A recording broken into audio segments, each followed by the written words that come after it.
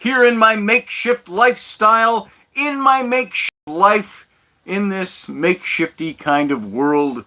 This is Scotty Roberts. You're listening to the Intrepid radio program right here on the Odyssey Radio Network. But not really. We are not live there tonight, but this will be archived there someday in its audio format. So I want to put that in. Go check out Odyssey Radio. That's ODYSY1.com, where tonight, as well as every night in the very unforeseeable future before it ends, I said that wrong.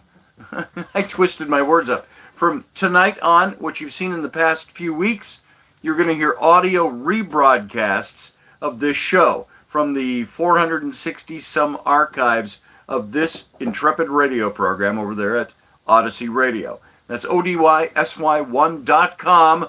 Go on over and see all the goodness that's Odyssey Radio. At the same time, you who are here now, you're already listening and watching this show in its video format. Here on my YouTube channel, that's youtube.com/Mr. Scotty Roberts. And I want to welcome all of you here tonight. My son Sam is standing by to join us. And why don't you just come on and sit down right now? Oh, yeah. And so tonight it's the Scotty and Sam show again. I'm going to take off my glasses. And so I want to welcome you all here.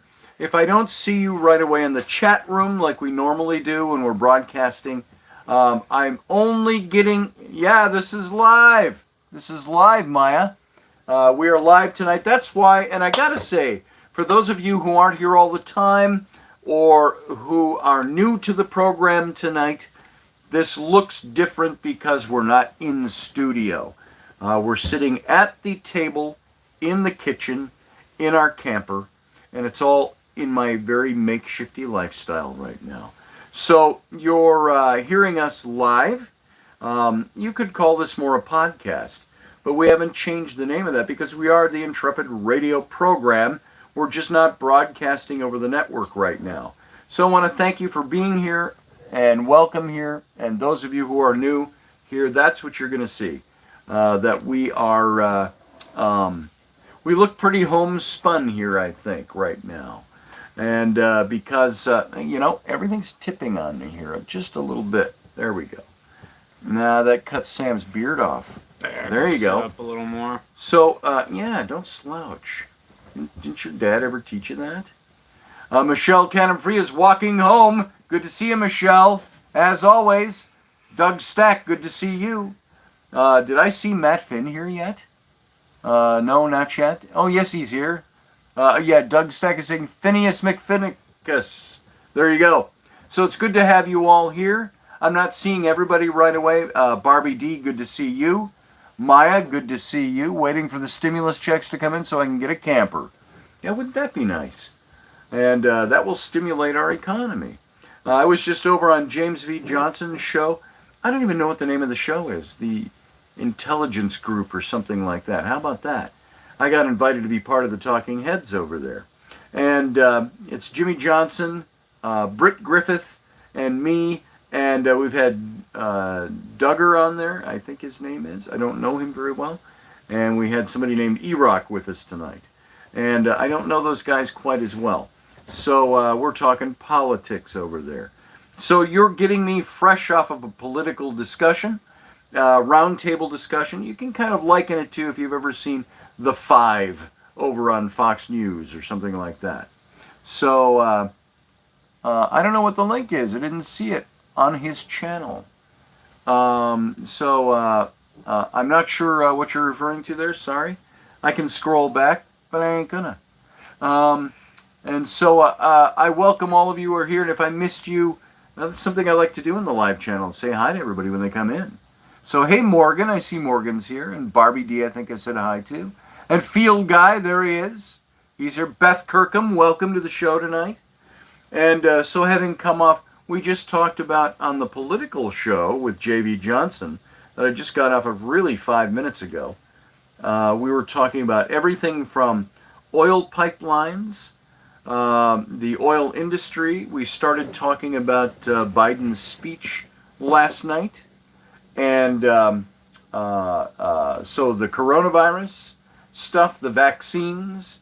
I will just say this much about that. I'm not going to discuss politics, but I will say this much. For Joe Biden last night saying that he has made available, he, under his administration now, has made available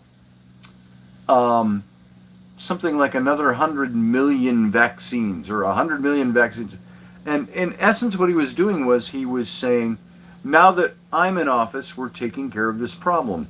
Yet, didn't Trump already set up months before he was out of office? 800 million total vaccines and shots. So this is the kind of stuff we were talking about over there.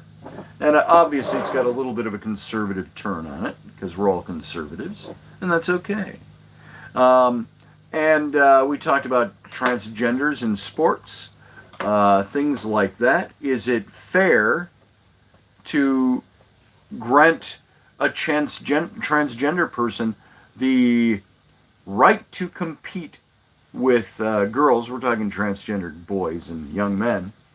But what do we do to the rights of the young women who suddenly we're not recognizing their right to compete on a level that is, this is where you get into trouble, because you can't make any distinctions in anything anymore. You know what? I might play football better than, I might be a linebacker much better than a woman who is 100 pounds lighter than I am. So I think there are differences in the sexes. And oh, damn me for saying so, but there are differences in the sexes. Do you think so, Sam? Mm-hmm. There you go. How many Coronas have you had tonight? The Mexicans I don't keep track came anymore. and got him. I don't keep track anymore. I was in the middle of my round table with Jimmy Johnson and all. And all the Mexicans came in, and they're all like, shh, shh, Dad's on the radio. And so they're coming, they're looking around the edge here, trying to see the screen. And, you know, we had the 4 little squares up for the round table and so on. So Sam was hijacked by the Mexicans again this evening. And well, the sense is, then it must be right, damn it. Yeah, Maya. You know, that's like the time when Sam was much younger. He showers every day, by the way. Every day. He likes to smell pretty. He doesn't like to stink bad. And I remember stepping over him in the living room one day. He was quite small, 7, 8, 9, maybe closer to, he was just before puberty, 10, 11 years old. And I was stepping over him because he was laying on the living room floor doing something. And I went, I said, Sam, when's the last time you took a bath or a shower? And he looks up and he goes, Maya, that same response, this week? And I said, upstairs, shower. So, yeah, that's the Sam response. Yeah, Sam showers, he does. It's a good thing. And hey, Doug Stack, good to see you. And, you know, I'm in that, right in the middle where I can read everything in the chat room with my bifocals. But then I got to sit like this. Through the top, it's fuzzy. This way, it's kind of in between. So there you go. Sounds like me, says Field Guy. Yeah, if you don't go anywhere, you don't date, you don't have a job, what are you going to do? Why shower? Why waste the water? It just costs money. Well, when you're single, you never know. You never know. That's why you shower Sam every got day. flirted with tonight. Oh, no, I was the one doing the flirting. Oh, that's right, you were flirting. Oh, yeah. Yes, I do, Doug. I'm sorry. And, yeah. Don't forget to put the pinky up as well. Have you ever had anybody tell you look like somebody? This was hilarious. Who's the guy, by the way, folks? No, I'm not even going to bring that one up, because I don't want to know. To the Mexican boys. You look like a snob with your nose up to the Mexican Cheers. boys. There they are. Now, the Mexican boys love him. They've nicknamed him and everything. He's their little friend. Favorite white boy. So, have you ever had anybody tell you look like somebody? Hey, Matt Finn, you kind of look like, that karate guy in the movies, the fast cars and stuff. Oh, Lots man. of money. Oh, Vin Diesel. You kind of look like Vin Diesel. You ever get that kind of stuff? And shit was absolutely I look like myself. hilarious. You know, field guy, I got to figure out who you look like. You kind of look like. It'll come to me. I'll find something adequately insulting to come up with. But so I'm in the store tonight, and somebody told me I look like somebody. Who would you guys say you think? Here, I got to put my glasses on because I have my glasses on. And she said the glasses are what do it. But it wasn't somebody who normally wears glasses. So look at me right now. Who do you think I look like? Do I look like somebody to you? Has somebody told you you look like somebody? You know, I don't know. Doug Stack, you look like Roy Rogers. Nowadays people go, who's that? And at least they're not telling you look like Trigger. So I don't know if you know that reference at all. Roy Rogers and his horse Trigger. No, I'm just thinking of the fact that what this lady, who she said you look like. Yeah. I think it's absolutely hilarious. And so I look like Keith Richards. Yeah, there it is. No, she didn't say that. She said I looked like Johnny Depp. And I looked at Sam and I said, I've never been told that before.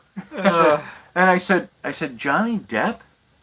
And I said, are you sure? And she said, yeah, you know. And this is where it all started to fall apart. The fall apart part was where she said, you know, Johnny Depp, with all your white hair, and it's coming down on the, you know, it was down on the side because the wind was blowing, and your little facial white things, and you know, this is a not much older than a teenage to a 23-year-old girl maybe. And did she have boobs? Oh, was she boozing? Said Matt Finn. I don't think so. Well, she did kind of do a little boob thrust. She was flirting with you. Well, I think she was. I don't think so. I can outweigh her by 40 years. So, but I said, Johnny Depp, I don't see that. And she said, oh, you know, the white hair? And that kind of started to blow it apart for me. And it's coming down, and your facial hair, it's all white. And I said, oh, do you mean Johnny Depp as Grindel? Is it Grindelwald? Griswold? Grindelwald from the Fantastic Beasts movie. Fantastic Beasts spin-off Harry Potter stuff. Before you even said that. Oh, Baroness. snap. From Fantastic Beasts. There it is, Baroness. So I got told I looked like Johnny Depp tonight. Not the young, good-looking Johnny Depp. You know, young debonair Johnny Depp. Not from 21 Jump Street. Certainly not. That's going way back if some of you don't remember him from that. That was funny. That was a good movie. But it was the old... the Johnny Depp in the old hair and old face makeup.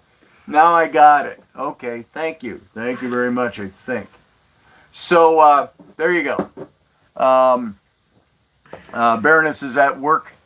Apparently so, says Field Guy. The old bastard, Johnny Depp, says Doug Stack. Pirate. Oh, we pirates. Yeah, I watched 21 Jump Street too, back in the day. Johnny Depp, frankly, is not much younger than I am. He's pushing 60 years old, believe it or not. He's like 57. Oh, he's 57, says Give or Sam. take. Give or take. So, we're about the same age. He's just got a few more bucks than I have, and he can do things that stay looking younger, I guess. So, I watched 21 Jump Street. It rocked for its time. Yes, it did, Maya. Morgan Snow says, pirate.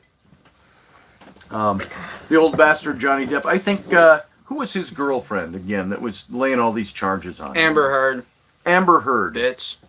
And I think she's getting some slap back now. There it is, Then Maya. she Amber damn Heard. well deserves it. She was an abusive piece of shit. You know she Steph chopped. You Cuervo know Queen. she chopped part of his finger off. I didn't know that. He can push it and push it real good. Da-da-la. What are you talking about, Steph? Hi, guys, she says. Hey, Steve Clark, good to see you. Exactly, Maya. She is a liar and a cheap She's a liar, person. and I don't think Johnny Depp did the things she accused him of. He didn't. Now, throw this caveat in there. if you've been with any kind of partner at all, a marriage, a relationship that you're in, everybody argues, everybody fights. The couple that doesn't fight is a couple that doesn't know each other or care to know each other very well at all. Steph said, oh, I said Johnny is pushing it? Did I say that? I don't think so. I missed something then. Sorry, I'm doing a Joe Biden then. I have no idea what I'm saying. Yeah, Johnny Depp, I think he got railroaded a bit. Damn And of right course, he did. the way politics work nowadays, if somebody accuses you of something, you might as well just roll over and resign. And if you're in the public light, your career is over. And we saw him, they were talking about getting rid of him from the Pirates of the Caribbean franchise. Probably the Griswold. She ruined his reputation on Grindelwald. false accusations. Yes. That's why I say, fuck that bitch. Well, there you go. Well, there. And Sam, tell us what you really think. Don't mince words like that. So, and now you're seeing she is actually getting dropped from some things. Aquaman 2. Aquaman 2. She's already, no, it's not that she's gonna be dropped. She's She already been is. dropped. She has been dropped from that movie. I think because they have found her to be somebody who fabricated stories against Johnny Depp. Lioness. Now, why would she do that, do you think? Anybody got any Because ideas? she was abusive. Yep, that's exactly it, Maya. The woman had everyone against Johnny Depp, and now it's fallen back on her. Because everybody is figuring out that she's full of it. Nicole Eggert is doing the same to Scott Baio. Yeah. So you're seeing a lot of this kind of thing that's going on. You see it more when it happens to celebrities, of course, because they're in such the public eye. Toxic personality disorder. You think that's why she did what she did? Is she the toxic person? I think she's got... I would not be surprised if she's got something... I'm not saying all people like that have something wrong, but I would not be surprised to find out that she's got some screws loose. You know, I've seen her in some movies where she plays some pretty... Now, actors are actors. I get that. But there are some actors, you know, that their acting comes from deep within. It's things about... I've seen her in some things... Wasn't there one where she was on somebody viewing something from a train? I don't even know what the name of the movie was. And she thought she saw a murder or something, and she was actually a little nutty. And I've seen her in a couple of roles like that, and you wonder if they pull that out. It's like I look at Mel Gibson. I like Mel Gibson. I don't care about the fact that his dad was a Nazi or whatever. People claim that about him. You notice that all came out when he was doing his movies about Jesus and so on. And so I don't believe that BS. But I look at Mel Gibson. You look at the kind of roles he plays. How many roles did he play guys that were either tainted or on the edge of sanity or on the edge overall in life? You look at some movies that he's done. Well, first of all, you got to look at Braveheart, and you see Damn his good movie. a fantastic movie. Love that movie. But to play somebody like a Braveheart, a William Wallace. Jinx, you owe me a beer. There it is. No, you said it first. You owe me a beer. Didn't you know that's the rule? So, to play somebody like that, and you see his facial expressions and things. Yeah, Braveheart was brilliant. Where are you It going? was historically I'm going to pick a fight. A mishmash. But you see him, you know, when he'd do his facial expressions, he'd look at somebody and somebody would say something and keep his cool, and they'd turn their back and he'd go, you know, and he had that What are you going? intensity. I'm going to pick a fight. Going to peck a fate. And then you see him in movies like, what was the one, Conspiracy Theory, where he, you know, he had the book The Catcher in the Rye and all that. He was writing conspiracy. And he was nuts in that. You see him playing Lethal Weapon. Wasn't his character in Lethal Weapon a little bit tainted? Yeah. He had a death wish. He was somebody who went, and all of that stuff. So, yeah, all the things, he's shocker. And so you look at actors. Certain actors can portray certain things a certain way. You know, you get a... you can all think of those kinds of actors. So there are stereotypes. All to say, I've seen Amber Heard in things, and when I first heard her accusations, I thought, I think she's maybe a little nuts. Because I just don't see that coming out of Johnny Depp.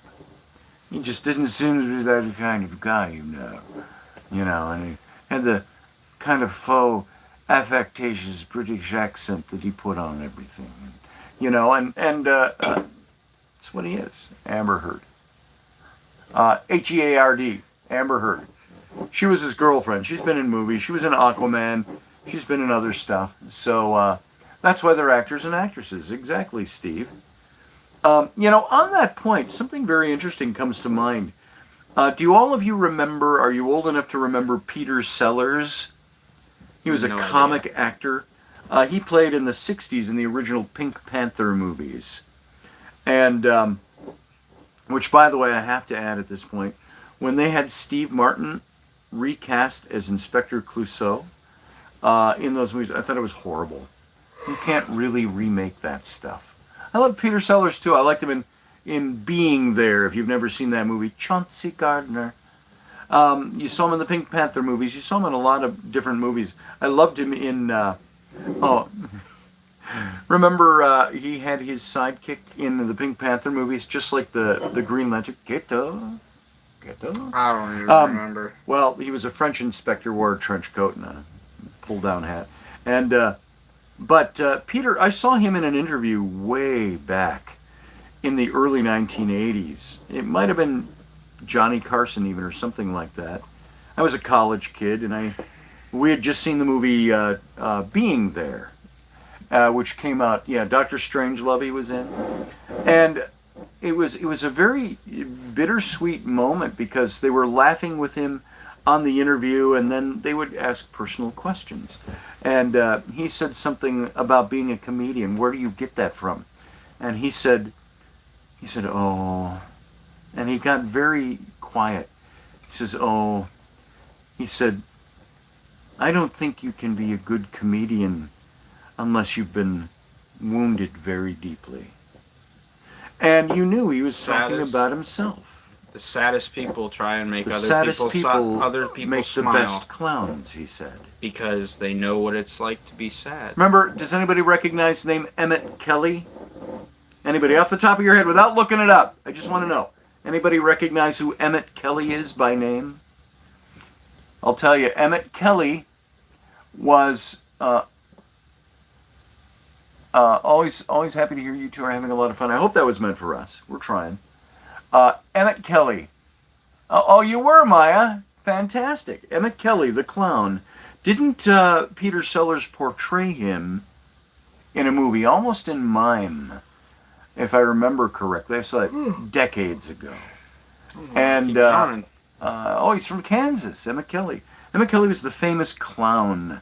You look at the famous stereotypical clown face, not your horror movie clowns, just the clown with the red nose and the big painted on round hot doggy looking smile and stuff like that. The clowns that were there to entertain children, not eat them. I was going to say, not the one that drags them into storm grates and eats them.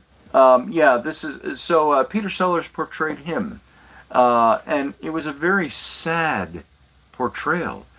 And it was. I thought it was a silent movie. He went to a doctor for his depression. He was told to see Emmett Kelly, and then he revealed to the doctor that he was Emmett Kelly. Well, that's interesting, isn't it? And so I think of that. I think of all know Ricardo Montalban. Do you remember him? The biggest thing we know him from, of course, was Fantasy Island, or as Mr. Rourke. Or if you are a Star Trek fan, he was Khan in The Wrath of Khan.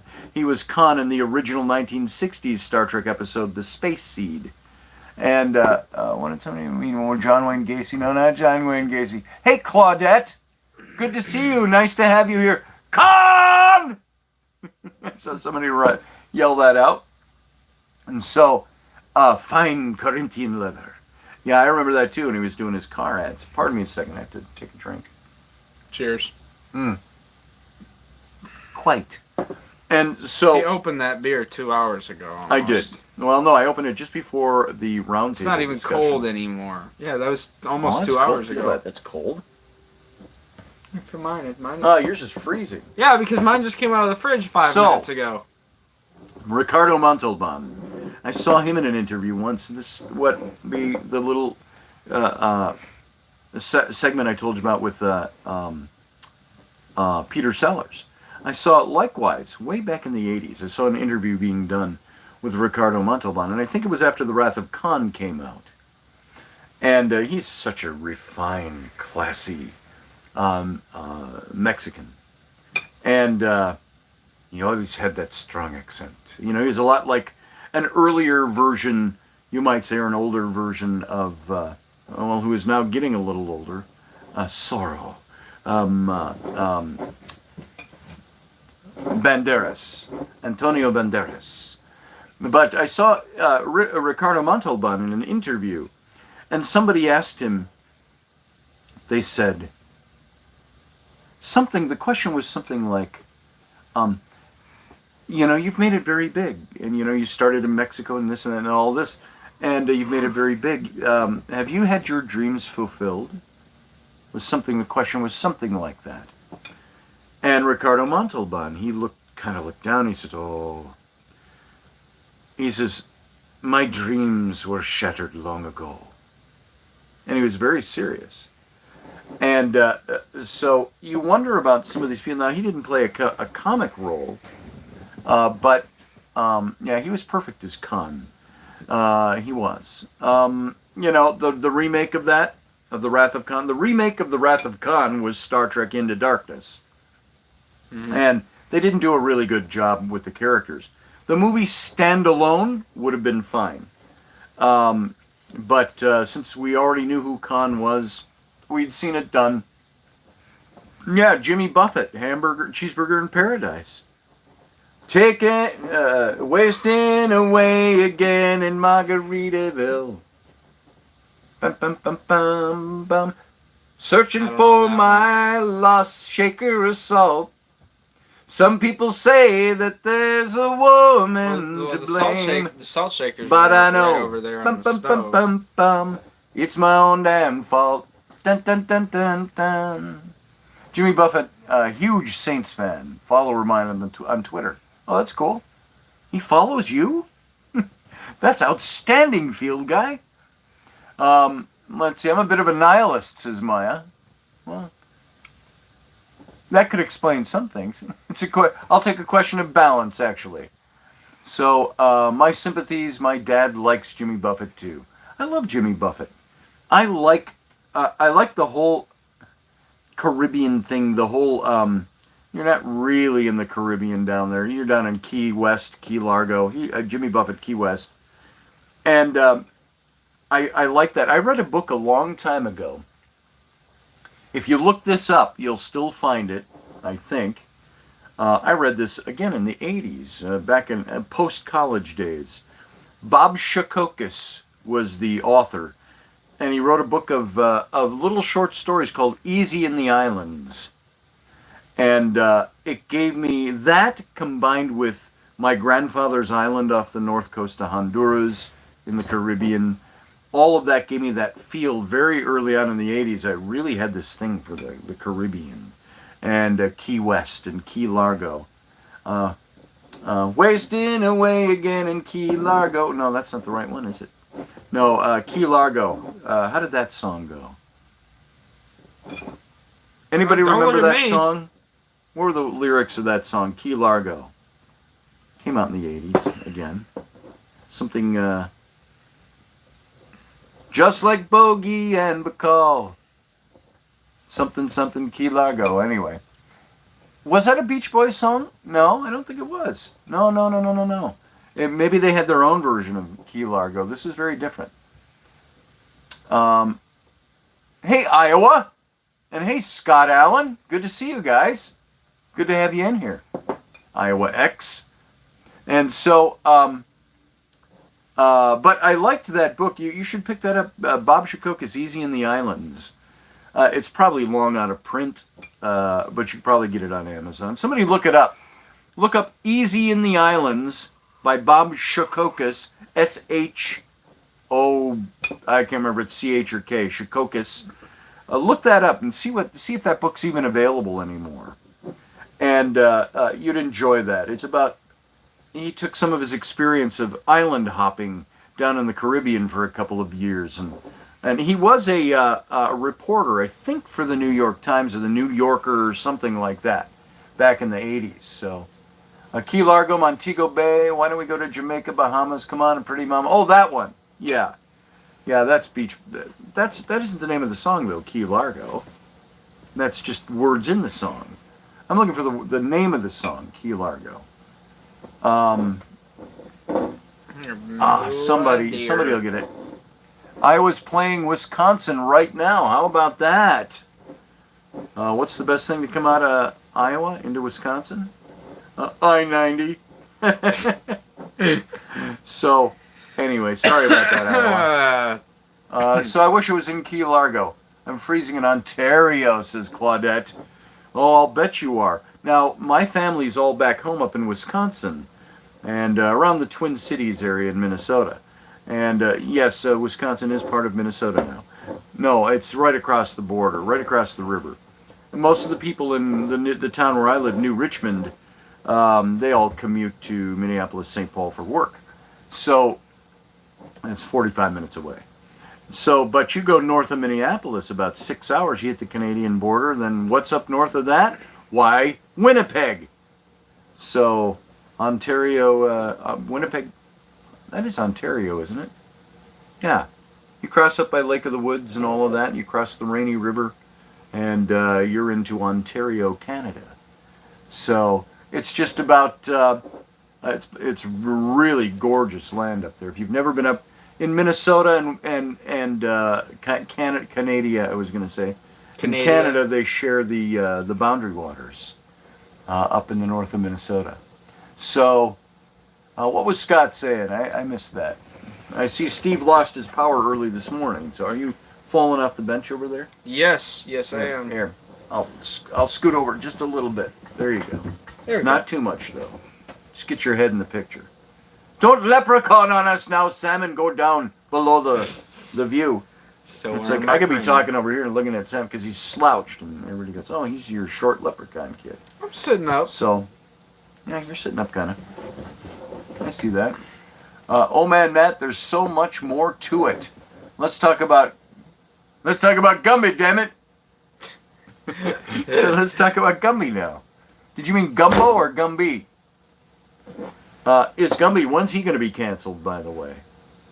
Gumby and, what was the pony's name? Pokey the pony. Oh, Jesus. Gumby and Pokey. Yeah, Pokey, there it is. Honestly, all this canceled culture, I think it's just the fact that everybody's been stuck at home for too goddamn long, and everybody's bored. Well, I believe that's some of it. I really do. I feel like that is 95% of it at this point. Because what are we canceling next? The fucking history class in school? Oh, they're already doing that. Oh yeah, they already. So, I had to read Huckleberry Finn in school. Don't get canceled. I had to read To Kill a Mockingbird. Don't get canceled, Scotty and Sammy. This is Scott Allen. I had to read. We'll try not to. I had to read To Kill a Mockingbird in school. You know what I see with a lot of these canceled people types, with a lot of politician types? You know what? If I were president, I'd probably get in big trouble. Because I would probably get up there and say to people, I'm sorry, and I think this way. I would get up and I'd say, Senator so-and-so, you need to shut the fuck up. And, you can't say that as the president, of course.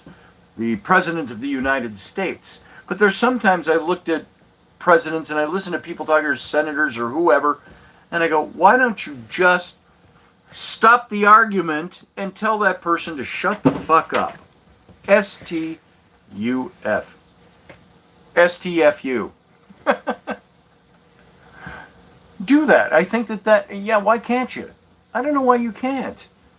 Because you know damn well that every one of those single presidents that have been in office have said the word, they've let the Effenheimers fly around, and, they probably talk about chicks and boobs too, unless there's women in the room.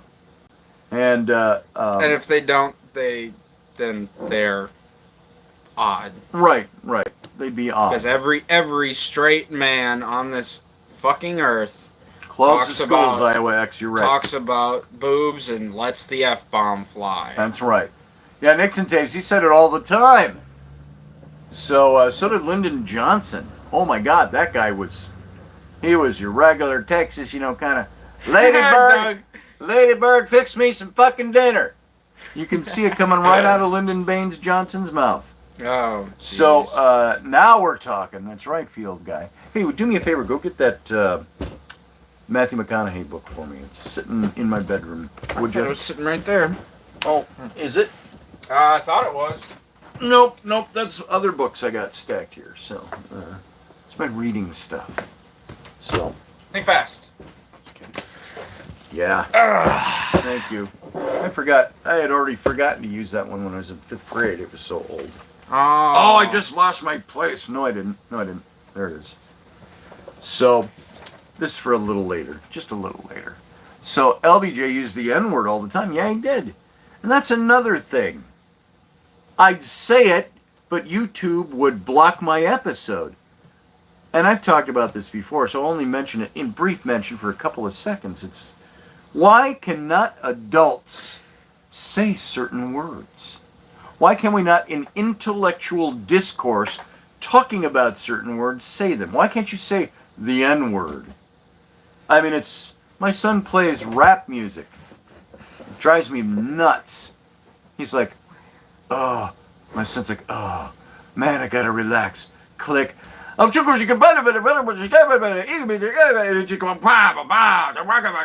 can't even fake rap. It's so bad. And I'm like, and we're driving. We were both a little frustrated about something. We're driving. We're heading to a client's. And Sam's got that music just going. And I'm like, son, turn that shit down. I said, I cannot. I cannot think. I don't know how you find calm in that music. And the N-word, my point being, the N-word was every other word in some of these songs. And I'm like, oh, it's so bad to say. Oh, you just don't know who you're going to offend. Oh, you might offend black culture. What about the poor African Americans who are oppressed and they hear you say the N-word? Well, tell them to stop listening to rap then if they're really that offended by it. So, no, rap isn't music. It's like weird poetry. It's okay. It's your opinion, field guy. It's okay. I get it. Yeah. So, I wanted to read a little something. Again, because we've been reading some of this, and I find this book so well done that I cannot advocate it enough. Matthew McConaughey's Memoirs, Green Lights, it's entitled. And this is a phenomenal book. I never thought I wouldn't have walked by on the store and said, oh, a Matthew McConaughey memoir book. Let me get it. Now, I've liked some of his movies. You don't even lie. You get a hard-on for any book you see. I like books, yes. It's like, for instance, would I pick up the memoirs of, I don't know,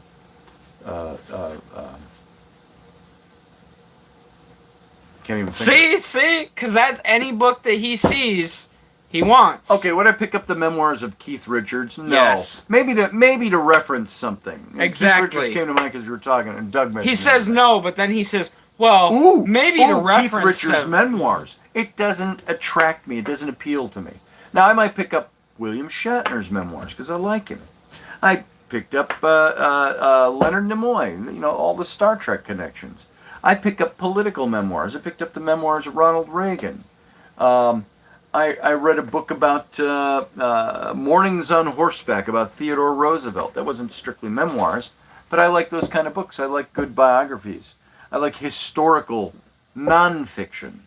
If I read a fictional book, I'll read a fictional book that's historical fiction. Because I like that. And we've talked about on this show before on different topics. One of my all-time favorite books, not the best one, not on the top of my list, but is The Mists of Avalon by Morgan Llewellyn. The retelling of the Arthurian legend through the eyes of the women around him. That book came out 30 years ago. I read that book 25, almost 30 years ago I read that book, so it had been out for much longer than that. And it was a phenomenal book. It was a novel. Doug, you talk about Santa Claus. Tell us all about him. Just remember, Sam doesn't know he's not real. So, shh. Oh, God. Yeah, I remember when I first learned Santa Claus wasn't real. My- I cried for ages. How about you, Sam? When did you first? My life is You were shattered. whimpering. But the fact that it's being overlooked even now tells you how much it's feared, even by those Man who strikes rail again. against it. Who strikes again? Tangent Man strikes again. Thank you, Doug.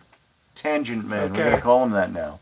I met Matthew McConaughey at a hemp fest in Seattle. He's a cool dude, said Sean Bowden. Hey, Sean Bowden. Sam's not Good to real. see you. I'm right here. Sam's not real. Yeah, he's fake. He's a puppet. He's a leprechaun. Yep. I'm gonna disappear with a. Taking the form of me son. I'm gonna None throw of us some- are real. We're all throw an illusion, a golden figment dust of in God's your eyes. imagination. Throw golden dust in your eyes and disappear. That said, Feel Guy. Feel Guy, I thought you didn't believe in God. He's a wee leprechaun. At least he's not a weeing leprechaun. Oh, watch what you're doing that. Oh, I may have to go anyway. So, I want to read a section of this book. Of Matthew McConaughey's Scotty's books. hand is up his back. Yep. Yeah, that's I'm it. just a At least puppet. it's not a... Yeah. Matthew McConaughey was talking about his parents. And he had talked about his dad, and I read you some of that. And this is a little section. I skipped ahead a little bit. McConaughey says, it was summer of 1979 when Dad moved Mom, me, and Pat from Uvalde, U-V-A-L-D-E, Uvalde, Texas, population 12,000, to the fastest growing oil boom East Texas city in the nation, Longview, population 76,000. Where Uvalde taught me to deal, Longview taught me to dream. Like everyone else, we moved for the money. Dad was still a pipe salesman, and Longview was... And we're talking not pipes, I know. Your head goes right to... We're talking like I oil know. pipes, I know. pipelines. I know. Just want to make sure you got that. So Dad was still a pipe salesman, and Longview was the place to make it rich in the drilling business. Soon after arriving in town, Pat went away to golf camp. That's his older brother. And, or was it his younger brother? I can't remember.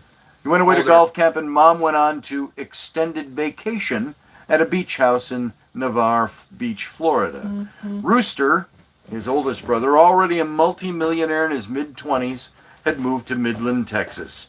So it was just Dad and me living in a double-wide trailer on the outskirts of town. My dad could hurt with his hands, but he could also heal with them. Painkillers were no match for his hands on my mom's head when she had migraines. Whether it was a broken arm or a broken heart, Dad's hands and his hugs could heal, especially when in service of an underdog or someone who couldn't help themselves. The other inhabitant of that double-wide trailer Dad and I were living in that summer was a pet cockatiel named Lucky. Dad and I were living in that summer... Dad loved that bird, and that bird loved Dad. I'm trying to see what people are saying there. Steph, you're a figment of your imagination? Woohoo! Oh, there's so many open doors on that one. I'm not even going to go through them. So, let me continue on.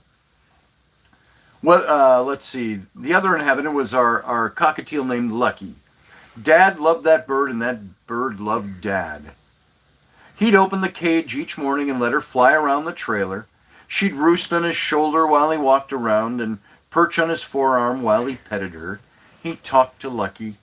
Lucky talked to him. I once saw a French porno and all the girls kept saying oui. Of course they did. Oh, oi. He kept saying Oui, oi. oui, Oui. oui. That's oui in French. O-U-I is oui. I didn't take French. Oui. You know what oui means? I gotta pee? Like I gotta wee? O-U-I. Not Oui. W-E-E. Means yes. I know. Yes. We. They pointed and said we. There you go. Man, you guys are on the ball tonight. Field Guy and Doug. Whew. I'm going to let you guys take over the show. How about that? You are funnier than we are, that's for sure. It was a great magazine in the 70s. Oh, the magazine We? Yeah. I remember that magazine. All right. Field Guy, same. That's me with my Spanish class. So, we only put Lucky back in her cage at night to sleep. The rest of the time, Lucky was loose in the trailer morning until night. The only rule was you had to watch it when you exited or entered the door so Lucky didn't get out. One late afternoon, after a July day of exploring the countryside on foot, I got back to the trailer at the same time Dad got home from work. When we got inside, Lucky wasn't there to greet Dad like she always did. We looked all over. No Lucky. Shit, I thought. Did I accidentally let her out this morning when I left? Did anyone else come over today while we were gone? Seconds later, I heard Dad in the back of the trailer. Oh God, no, Lucky. I ran to the back and found Dad on his knees, leaning over the toilet. There, floating in circles in the bottom of it, was Lucky. Tears dripping off his cheeks, Dad reached with both hands into the bottom of the bowl and gently cradled Lucky out. Oh no, Lucky, no. He groaned through sobs. Lucky was dead, soaking wet, motionless. She must have accidentally fallen into the toilet and gotten stuck beneath the seat's edge, trying to get out. Dad, still weeping, brought Lucky's soggy and lifeless body closer to his face, where he examined her hanging head. Then he opened his mouth wide and slowly put Lucky into his mouth until the bottom half of her wings and her tail feathers were all that was left outside. He started to give Lucky mouth-to-mouth resuscitation, only breathing through his nose so to keep constant airflow into her lungs. He made sure his breath was measured, enough, he hoped, to revive her, but not so much to burst her tiny lungs. On his knees, over a toilet, cradling the bottom half of a cockatiel named Lucky, with the top half of the same bird in his mouth, he breathed into her with the perfect amount of pressure.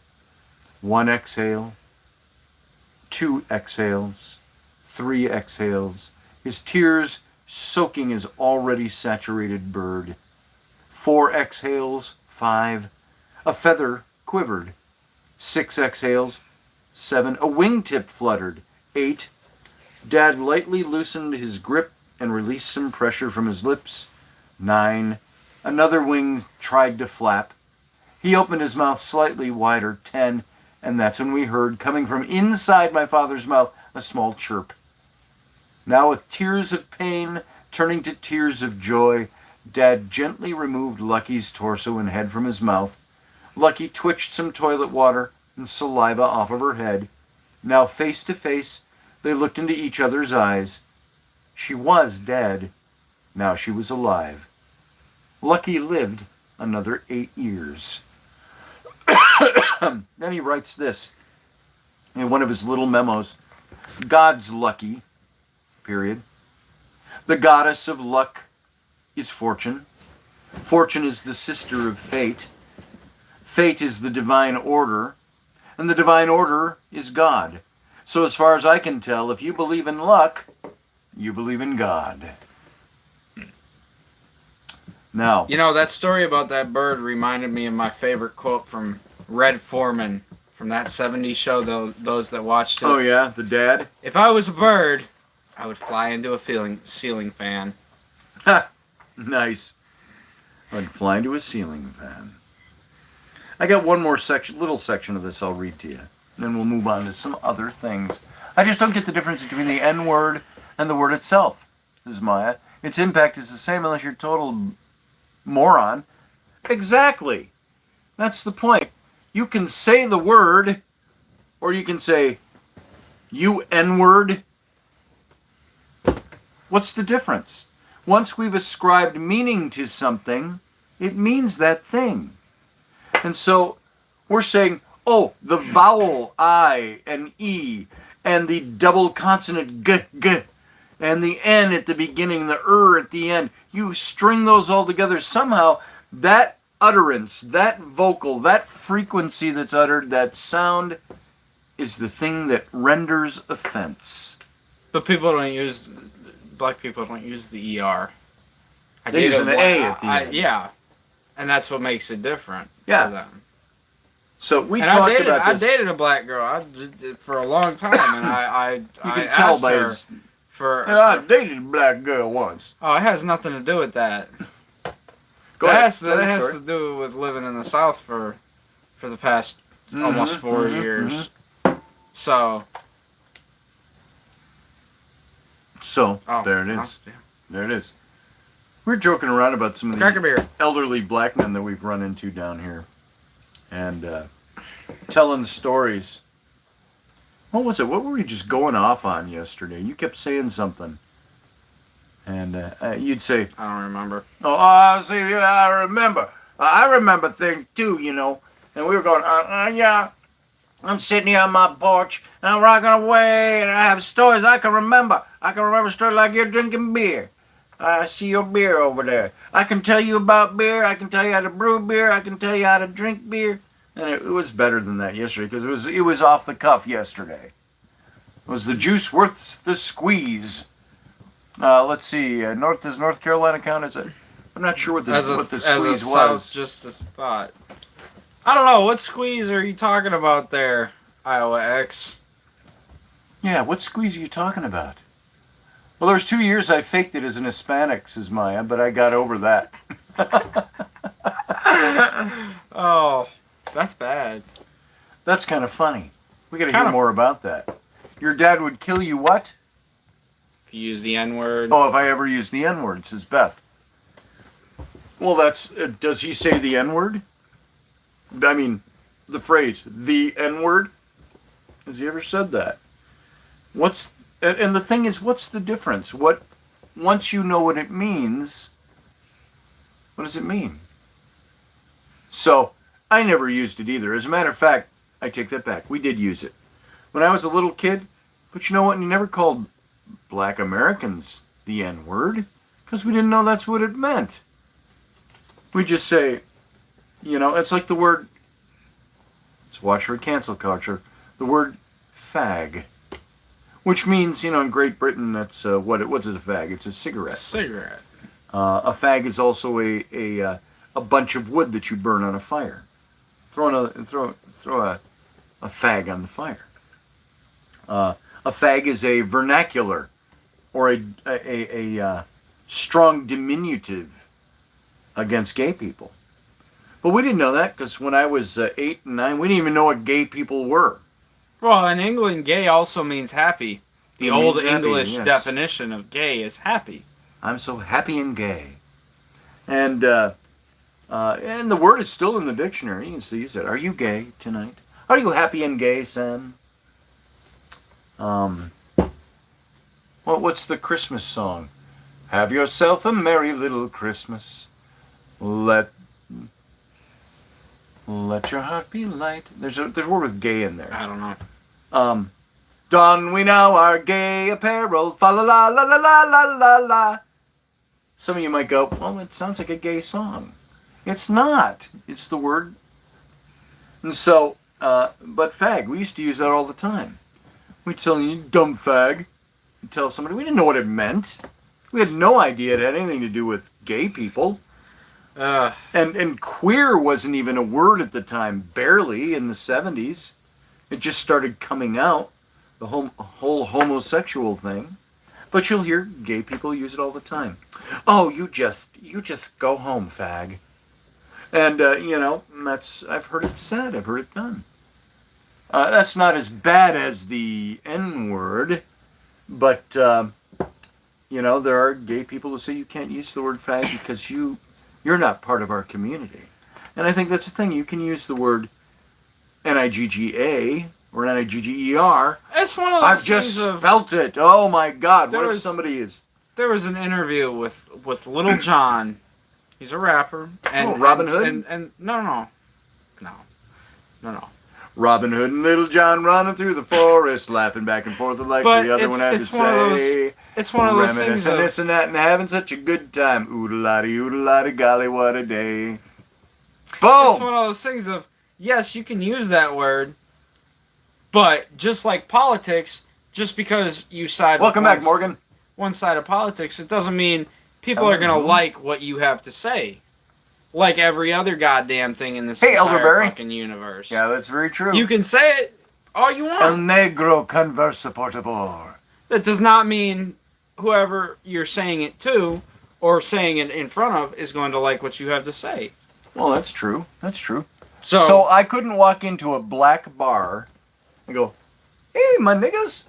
I can't do that. no, you'd probably get your ass beat. I'd probably get my ass beat. But that's because And I didn't say the N word. I said it with an A at the end, which It's- makes it different. yeah, It's different. So, that's the thing. you know, that's what we did. We did that on a political radio show. Oh, you dare me, Beth Kirkham? You're coming along. You can carry me out. We were doing a political radio drive. show 10 years ago or more. And this whole topic of the N-word thing came up. So let's see. It was with, I will not speak his name. He is the name who shall not be uttered. But his initials were LL. And so we were doing radio back in 2000, 2001. It might have been in the... It Love might have been Liquor? longer. No. Oh, Liquor Lover. there you go. That works. That used to be, by the way, this just popped into my head because we used to use liquor for slang. But when I was out at the Renaissance Festival, I played Edmund Scroop, the Duke of Abergavenny, Wales. And my motto in Latin was, let go of my ears, I know what I'm doing. So, anyway, moving on. So, and it was in Latin, so it looked more heady than that. You know, so there you go. Anything you say in Latin sounds better. You know? Just about, yeah. Imbrusto indugato. Ie su domine. What does that mean? I gotta pee? Donae es requiem. Sic semper tyrannis. There you go. Or semper fi. E pluribus unum. You know what e pluribus unum is, don't you? Did they teach you nothing in school? No, they taught me what XY plus XB equals. You used to teach Latin in schools. I have Well, Latin they don't teach tattooed on my Latin back. anymore. What does your Latin on your back say, Scott Allen? That's it, Steve Clark. Exactly. One of many. What's your Latin on your back, Scott Allen? I'm very interested to know now. So, Latin's kind of cool. It's on the Cool back language. of It's the on dollar the bill. bill. Yes, it is. E pluribus unum. Out of one, out of many, one. That's There what we that go. means. So, If you want peace, Oh, prepare Doug. for war. oh, I like that. I like that. peace, peace, prepare for war. Can you type that in Latin for us? I'd like to see that in Latin. I like So- that that phrase though. If you want peace, prepare for war. That's pretty much it. That's almost a art of war Yeah. type of a quote. So, you lost some Latin? You just go down to Tijuana. You'll pick up plenty. Let's see. Oh, you did. I missed it. I can't see the chat room in full, as There's I like- said earlier. 4 chats and then they disappear. Yep. Oh, and as I said, now that I see there's a bunch more people in here than when we started, just to tell everybody, this informal setting is only because we're misplaced right now. We are not in the... Just pull the whole thing forward and it'll tip the whole thing. Because we're not in our studio. We're not in the studio setup. We don't have the studio mics, don't have the studio soundboard. My studio is back in my home in Wisconsin. And so we're kind of makeshifty right now. So we'll leave it at that. Let's see. Mandusins etiam est optimum vindicate. Carla Farrington says. Thank you, Carla. What does that mean? You may have typed it already. I don't know. It'll pop up if it's there. So I did a 3-hour live stream in no studio. Oh, I thought you were going to say in Latin. Yes, maybe we'll do a Eating whole well live is the stream best in Latin. revenge. And in no studio. Where were you? So, yeah, we could do. We're doing one in no studio now. We could go do it outside when it's real nice outside some night. We'll go outside and do the show. It is pretty nice out, actually. So here's a good song for you. 16 tons. No idea. Caveat emptor. This is Michelle Cannon-Free. So, I wanted to read another little section of this book. Let's intersperse something serious with some levity, or the other way around. Again, Matthew McConaughey's Green Lights. That same summer, when the bird almost died, while Dad was at work every day, I explored endless acres of the piney woods, barefoot and shirtless, wearing a chamois roped around my waist, with my Daisy BB gun in hand. Coming from Uvalde, I never seen trees like this. Towering pines shooting straight up into the sky, thousands of them. I was in awe of one in particular, a white pine amongst the ponderosa, 6 feet wide at its base, its peak trespassing the airspace. One late afternoon, while chasing down a squirrel with my Daisy, a half-mile from home, I came across a fence about 10 feet tall. It was strangled with vines and overgrown, and a few faded no trespassing signs. I crouched, pulled back some foliage, and peeked through. On the other side was a lumber yard. Men in hard hats, a couple of forklifts in action, and mountainous stacks of 2x4s, 4x4s, and plywood. Perfect, I thought, for a tree house. And I knew just the tree. I stayed there until they shut down the forklifts, packed up and closed down for the day. It was about 6 p.m. I ran home with a plan I couldn't tell Dad, a plan for the next 3 months of my summer. The next morning after breakfast, Dad went to work at 6:30 like he always did. As soon as he left, I went to our toolbox, found what I was looking for, a pair of wire cutters. I put on my chamois, grabbed my Daisy, left my shoes in the closet, and ran to scope out my mark. How was I going to do this? There were people working at the lumber yard all day, so I'd have to come at night, I figured. I plotted. What if I got caught by someone at the lumber yard? What if I got caught sneaking out at night by Dad?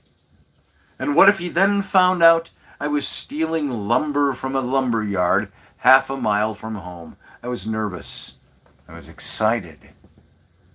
That night after dinner and watching The Incredible Hulk like I always did, Dad and I said our good nights. I lay in bed, wondering how long I should wait before I opened the double-wide bedroom window to sneak out. I could hear Dad still moving around his end of the trailer, so I waited until the slightest creaks had been silent for at least an hour before I made my move. Any of this bring back memories to any of your childhoods? Yeah. Slowly, quietly, I got out of bed. I wrapped my chamois skirt, left my shoe in the closet, grabbed my Daisy, a small flashlight, and the wire cutters. I tossed them all carefully out the window into the lawn below, then snuck myself out the window and headed to my secret stash. It was around 1 a.m. I've never had urges to ever sneak out of anywhere, says Field Guy. That's why you've been in your bedroom for 10 years. You're the 40-year-old virgin, you know. Oh, damn. Shots fired. Whoosh. I figured I should be back home in bed before 5, so I had a few hours to work. The yard was quiet. I threw a couple of rocks over the fence to see if any guard dogs were around. Nothing. I pulled back some vines and bushes. Then with the flashlight between my chin and chest, I brought the wire cutters to the first chain link with both hands. Clip. It took all my double-fisted might to cut through it. Clip, clip, clip, clip, until I had cleared a space about 6 feet wide and a foot tall, wide enough to get those plywood planks through and small enough to go unnoticed, I hoped. What do we got here? It was a rite of passage in Texas to build a tree house from stolen lumber. I never stole Mama's friend owned a lumber yard, and I got The culled wood for free. That's pretty cool, Carla. And there somebody said something before that I was going to look at too. Oh, Elderberry. Tell St. Peter I can't go. I owe my soul to the company store. There you go. Adrenaline pumping, I lay on my back and shimmied under the fence onto the private property. I went to the stack of 4x4s, pulled one off, dragged it to the opening in the fence. I pushed it through as far as I could, then crawled under the fence and pulled it out from the other side, where I then dragged it a few hundred yards deep into the forest and left it at the base of the big white pine. Then I ran back to steal the next one. Once I got my second load to the tree, it was already a little after 4:30 a.m., so I raced back to the fence, replaced all the brush and vines to conceal the hole I'd cut, then ran back home. I snuck in the window, put my daisy and the flashlight back on the shelf and the wire cutters under my mattress, got under the covers, and slept until Dad woke me up at 6 a.m. to make breakfast. It went on like that for over a month. Getting little sleep at night, I'd take cat naps under the white pine next to my growing stack of lumber during the day, then make it home for dinner and do it all over again. I did this every night until I had enough 2x4s, 4x4s, and plywood planks to build the biggest and tallest tree house in the world. With the most dangerous part of my plan behind me and 2 months of summer left, it was time to start construction. I'd also stolen about 40 feet of 15-gauge steel trim pin nail gun nails from the yard, and I already had a hammer and a 26-inch handsaw from our toolbox at home. All I needed was daylight. Up at 6 and out the door by 7, I worked on that treehouse until dark, 7 days a week for the next 2 months. Shirtless and shoeless in my chamois, I crisscrossed 2 paper collated clips of the nails over my shoulders and across my chest, half Comanche Indian and Pancho Villa. With hammer in hand, I went to work. I started with the bottom floor, then built up. I cut a 2x2 foot hole in each floor next to the trunk of the tree where I nailed pieces of 2x4s for ladder steps to get from floor to floor. I also made a pulley system that I raised with each floor. I'd pack my lunch each morning, take it to my construction site, put my brown bag in the trough, climb up to the highest floor, and hoist my sandwich up to eat during the lunch break. 6 weeks later, when I was done, my treehouse was 13 stories high. The 13th floor was over 100 feet above the ground. From there I could see all the way to downtown Longview, 15 miles away. For the next 2 weeks I spent every day up there, above the rest of the world, where I hoisted up my brown bag lunch and daydreamed, swearing I could see the earth's curve at the horizon, now understanding where and why the city of Longview got its name. It was the best summer of my life. Green light, he said. Now, there's only one more little section I wanted to read for you. We're already an hour and 8 minutes in. Oh boy. This is almost as long a section, so I might save it. It's a really good one. And so I'll read that tomorrow night. It's about his dad catching him in a lie and how his dad responded to that. So we'll hit that later. So anyway, there you go. As Sam already said, we're already past the hour mark. So let me just take a look at some of Field the... guy. What field guy had to say? I don't know. He said something about I'll drink to that. Cheers. Let's see. I'll drink to that. Who in the hell builds a 13-story treehouse? Exactly. That's 100 feet in the air. Yeesh. I'm just looking to see if there's anything profound. I have to say the writing doesn't really reflect the characters he plays. I think we're going to get into that some more. He was a very adventurous type when he was a kid, and I think he kind of followed through with that. And I like the characters he's playing lately. Cheers, Michelle. What was the movie that was just out like a year or two ago of his I really liked? Brown's War or something like that. It was during the Civil War. I don't know. He's a great actor, though. I like a lot of his work. And so, yeah, I'm really enjoying that. You think there's a ghostwriter? I thought he's got some words. He spells the fixin' and the longin' and the this and that without the apostrophes. Might be. He probably just had a good editor. He had said that in this book, parts I read, he wanted to be a lawyer when he was growing up, not an actor. And he actually worked in a bank when he was in Australia as a exchange student, and he worked in a legal office, and he always wanted to be a writer, he said. So it might be that this is his writing. But every good writer has to have an editor. Mm-hmm. And like Ernest Hemingway said, write drunk, edit sober. A spirited shake. I think this is his voice, Maya. I'm pretty sure of it. Sorry, I'm off topic, but Morgan Snow, I'd like to know what exactly is a spirited shake? What's a spirited shake? She just made a spirited shake. Is that like a milkshake with alcohol in it? Which sounds delightful. It does indeed. What would I like? Yes, I'd like a number 2 with large fries and a spirited shake. Can I get that with rum, please? I'd like the strawberry shake with rum. Yes, Morgan so said. Yes, she said. All right, Morgan. All right, you're going to have to we'll come drink and to that. Cheers. All right, everyone. Thanks for being here. It was fun as usual. Michelle said it's 10:11. Yes, it is, Michelle. It's 10:11. At least it's not a time prompt number. It's not an 11:11. So 11:11 is actually, when you look at the clock, been told that if you look at the clock and it's 11:11, that is the presence of an angel watching over you. Oh, see, now I heard 4:44. 4 was the number of angels. 4:44 is when Rainey and I had the blankets tugged off us in the middle of the night. You were 4 at the time. Oh my God, you were 4 at the time too. Oh God! Oh God! 16 years ago. All right, guys. Jaeger bomb's about to drop. Oh! Said Jaeger Doug Giel. Okay, I have a question.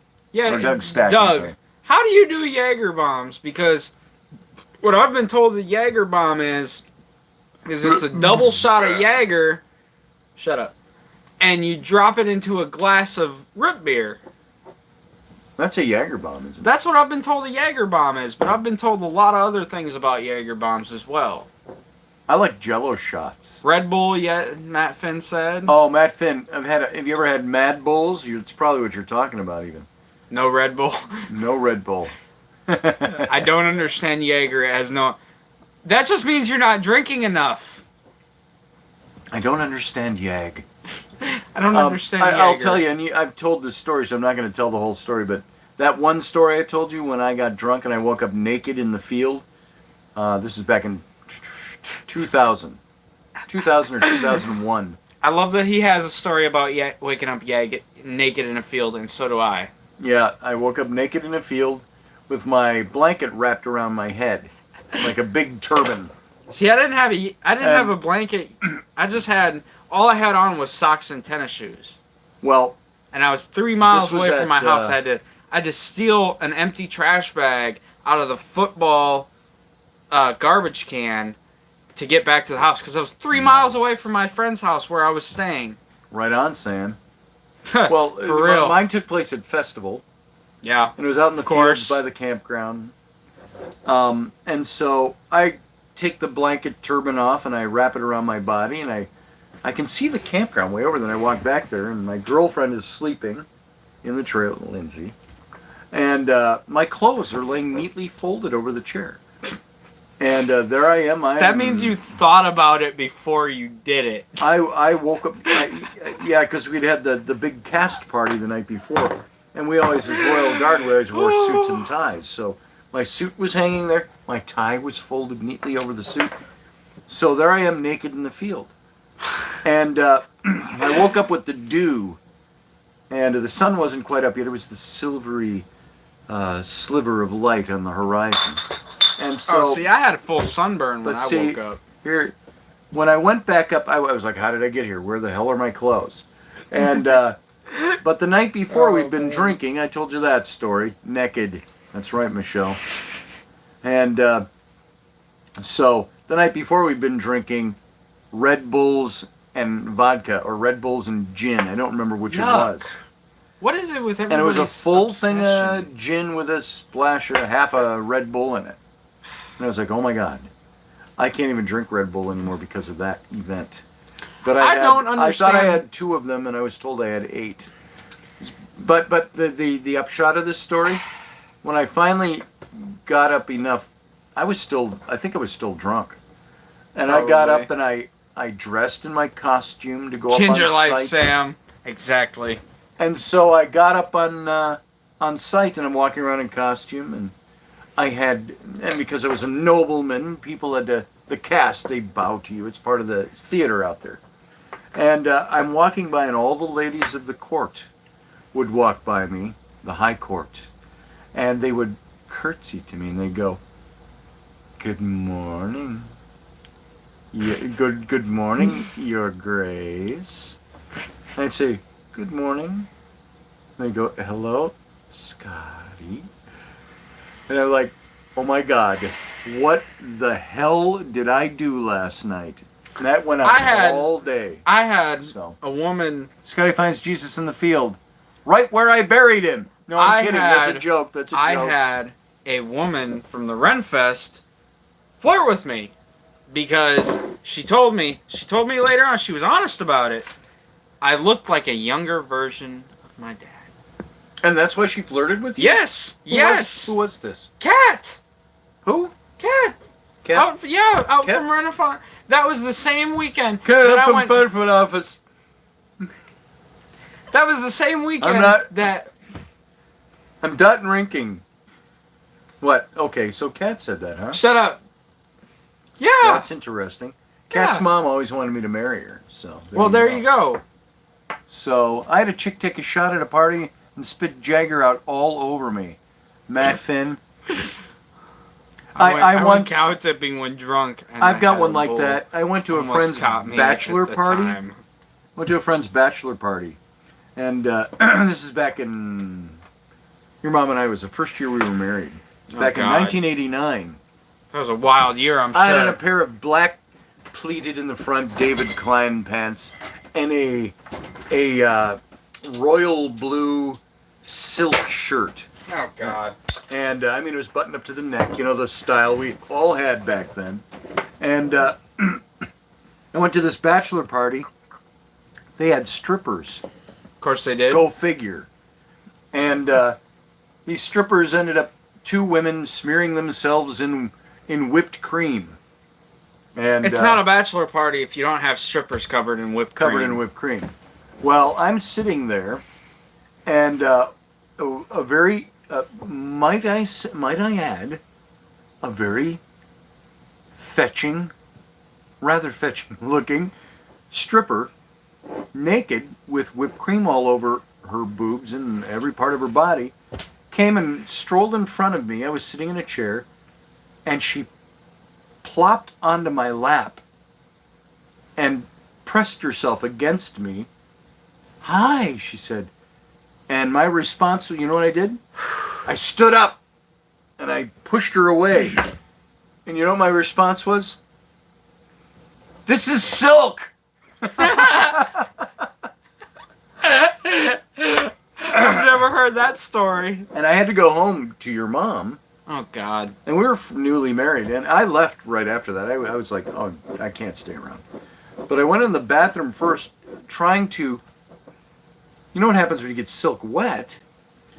Oh, Jesus. And so I'm trying to wipe whipped cream the impressions of boobs and nipples off of my silk shirt. And like, I'm sure that worked out real good with my crazy ass mom. Well, Oof. she found. I told her the next morning. I said, "This is what went on." Then again, she was an alcoholic at that point. She so. was not happy with our friends, our friend for Well, doing see, that. it's she just made a nuisance of herself at the that's wedding. That's the same thing. It's So- like you were out at the Renfest out there. Why did Rainey ask you to stop going out to the Renfest? That's because right. it was the sex, the drugs, and the alcohol. That's because all the people out there. That wasn't festival. That was in Detroit. That was almost 30 years ago. All right, guys. we're prolonging this. It's now... What time is it, Michelle? Michelle Cannon Free. What's the time? What was that? Time for another beer. Oh, not for me. No. We want this to last more than a day. There's only 3 left. So, 10:20, says Matt Finn. Thank you. Thank you, Field Guy. Thank you, Michelle. And it's right here on my screen, too. All right, guys, we're going to go. Then why'd you Thank ask? you for putting up with another show that we've run lengthy overtime on. They love it, though. I hope so. I hope you love it. You guys have a great night. Like Matt Finn says, everyone, I love you guys. I hope you're enjoying the show in its semi-formal presentation these days. And there's the alarm clock for Michelle. So I'm glad you're here, Steve. Love you a lot too, Steve. So everybody, good night. And remember, live long and prosper. We're out.